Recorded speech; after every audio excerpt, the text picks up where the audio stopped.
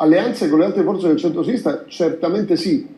Noi, ripetendo, dicevo prima, siamo orientati nel nostro albero naturale. Noi vogliamo costruire una coalizione di centro-sinistra che sia culturalmente, politicamente diversa da quella di centrodestra e che sia differente anche ai governi di larghe intese che si sono succeduti.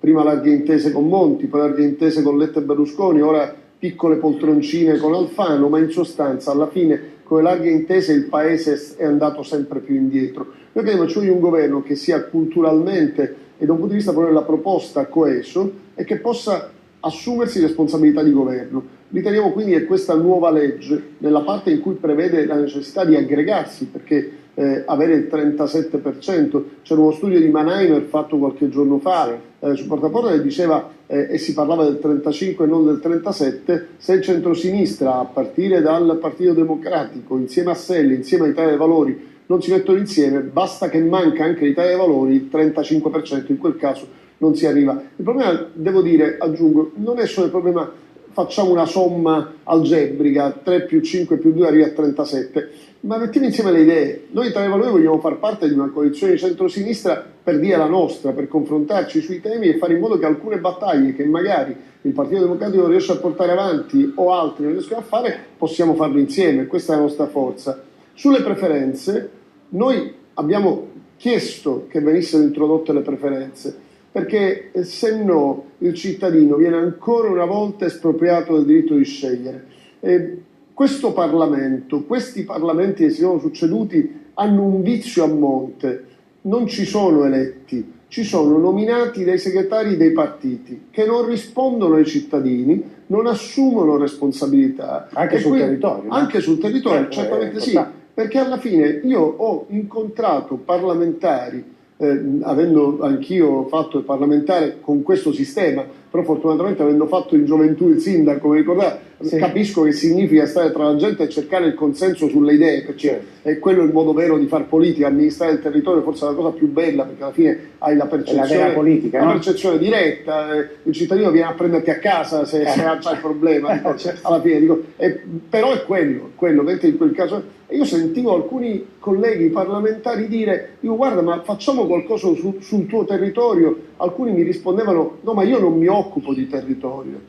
È chiaro, tanto alla fine non è che lì sul territorio devi creare consenso per essere eletto, perché alla fine a te per eleggerti ci vuole l'amicizia col segretario del tuo partito. Quindi noi crediamo che per avere una riforma vera oggi delle istituzioni siano necessarie le preferenze. Mi auguro che il Parlamento, chiamato a pronunziarsi su una legge elettorale, ben venga che ci sia una legge elettorale, perché anche questo era allucinante, il Porcellum, c'è voluta la Corte Costituzionale per dire che era incostituzionale, che però ci sia l'introduzione delle preferenze, noi crediamo sia molto più importante, al di là degli sbarramenti. Io vedo i piccoli partitini, chiamateci come volete, che si affannano tutti a dire preferenze sì. Preferenze sì, quello sì, però non le introduce nessuno, no? E allora vediamo di farlo, ecco, uno sforzo in questo senso credo dia fiducia ai cittadini che in questo momento nei confronti della politica, di tutta la politica, l'hanno anche persa,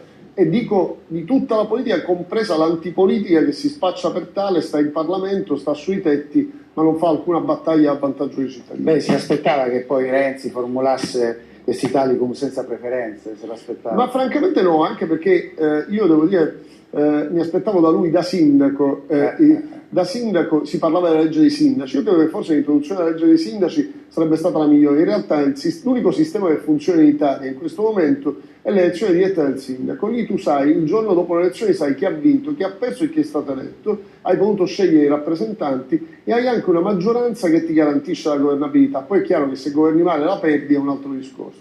E quindi io pensavo che fosse quello la fine. Non vorrei che abbia inciso eccessivamente l'appoggio, il supporto, l'apporto di Berlusconi, che ho sentito dire anche nelle ultime ore che sarebbe anche disponibile a fare un governo di scopo con Renzi presidente. Io credo che non si possa arrivare a tanto, io credo che Renzi abbia ben fatto a fare di tutto per fare una legge elettorale che va migliorata, perché può essere migliorata in Parlamento.